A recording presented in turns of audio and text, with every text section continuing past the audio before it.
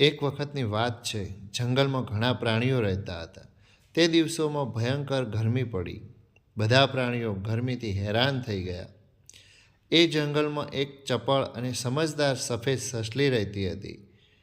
એક દિવસ સસલીએ બધાને કહ્યું, તમારે ચિંતા ના કરવી, હું તમારા માટે ઠંડક લાવીશ. બધા પ્રાણીઓ હસવા લાગ્યા. શિયાળ બોલ્યો, અરે સસલી, આ ગરમીમાં ઠંડક ક્યાંથી લાવશે? પણ સસલી હાર માનવાની નહોતી.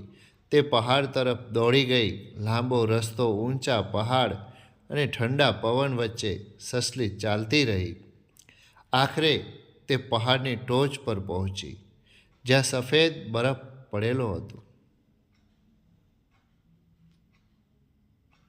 સસલી બહુ ખુશ થઈ ગઈ. તેણે બરફનો એક મોટો ટુકડો લીધો અને પાંદડામાં લપેટી લીધો. ધીમે ધીમે તે જંગલ તરફ પાછી આવી. જ્યારે સસલી બરફ લઈને આવી, ત્યારે બધા જ પ્રાણીઓ અચંબામાં પડી ગયા.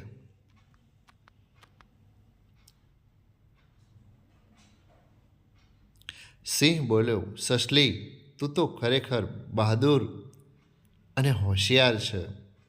બધા પ્રાણીઓએ બરફની ઠંડક મેળવી અને સસલીની ખૂબ પ્રશંસા કરી.